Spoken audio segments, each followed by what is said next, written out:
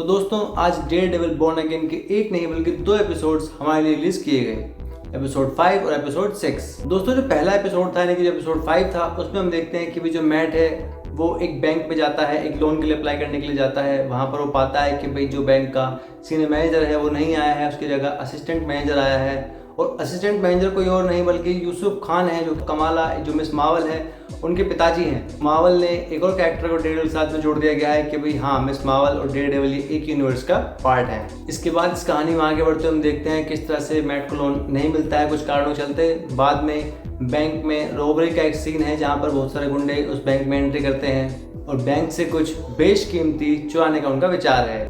कैसे मैट को पता लगता है कि भाई बैंक में चोरी होने वाली है, बैंक में रॉबरी होने वाली है, किस तरह मैट बैंक में वापस आता है और कैसे फिर लोगों को बचाता है। पूरा एपिसोड बहुत ही अच्छा था और आपको एज ऑफ द सीट पे बनाए रखता है।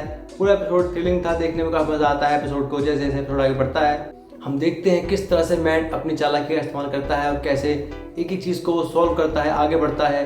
किस तरह से जो फाइट सीक्वेंस दिखाए गए थे अच्छे दिखाए गए थे। जिस तरह से वो फाइट जो सीढ़ियों पर फाइट होती है एक बंदे के साथ में, वो देखने में काफ़ी मज़ा आया। जिस तरह से बंदूक को गिरने से पहले मैट पकड़ता है वो देखने में मज़ा आया। उसके बाद किस तरह से वो लॉकर खोलता है वो सीन देखने में काफ़ी मज़ा आया। जब वो सीन आता है कि what kind of lawyer are you और मैट कहता है रियली गुड वन। उसके बाद में लोगों की जान बचाने के लिए मैट का फैसला किस तरह से आगे बढ़ता है वो देखने में मज़ा आता है। आखिर में सीन है इसमें मैट एक बंदे की ढंग से पिटाई करता है और लास्ट में उसकी टांग तोड़ देता है, वो देखने में मज़ा आया। इस पूरे एपिसोड में और कोई भी साथ में नहीं था, मतलब ये पूरा एपिसोड मैट के कंधों पर था। मैट ने इस एपिसोड को पूरी तरह संभाल लिया है। मतलब ये एपिसोड अपने आप में ही एक बहुत ही कमाल का एपिसोड था। एपिसोड जैसे शुरू हुआ जैसे खत्म हुआ आपको पूरी तरह सेटिस्फाई कर जाएगा एपिसोड। इसके बाद जो इसका छठा एपिसोड था यानी कि जो 6th एपिसोड था उसमें हम देखते हैं जो म्यूज़ की कहानी है उसको आगे ले जाया जाता है। किस तरह से विल्सन फिस्क तक ये बात पहुंचती है कि भाई जो म्यूज़ है वो कौन है, किस तरह से वो लोगों की खून से पेंटिंग बना रहा है। जो पेंटिंग्स हैं वो खून से बनाई जा रही हैं इसलिए उन्हें मिटाना मुश्किल हो रहा है। और यही बात मैट तक भी पहुंचती है यानी कि जो बंदा चेरी है जो मैट के लिए काम करता है वो उसे बताता है कि भाई किस तरह से जो ये बंदा म्यूज़ है ये अब तक 60 लोगों की जान ले चुका है, उनके खून से इस तरह की पेंटिंग से बना चुका है। उसी बीच हम हेक्टर की भतीजी को भी देखते हैं जो कि मैट से मिलने आई है। वो उसे बताती है कि भाई जो उसके चाचा हैं जो हेक्टर थे वो एक मिशन पर थे, किस तरह से लोग गायब हो रहे हैं और किसी को परवाह नहीं है और अब वो उस मिशन को आगे लेकर के जाएगी या फिर मैट उसकी मदद करे। हालांकि मैट समझाता है उसे कि ये आपका काम नहीं है पर वो कहीं ना कहीं मैट की बात नहीं मानती है और निकल पड़ती है रातों को, जिसकी वजह से म्यूज़ के हाथों वो पकड़ी जाती है। और म्यूज़ अपना कार्यक्रम शुरू करने वाला होता है। वो हेक्टर की भतीजी के अंदर से खून को निकालने की जो प्रक्रिया है उसको शुरू कर चुका होता है। वहीं पर तुरंत आ जाता है हमारा डेयरडेविल। जी हाँ दोस्तों, मैट मर्डॉक नहीं, डेयरडेविल आ चुका है एक बार फिर से वापस अपने सूट में।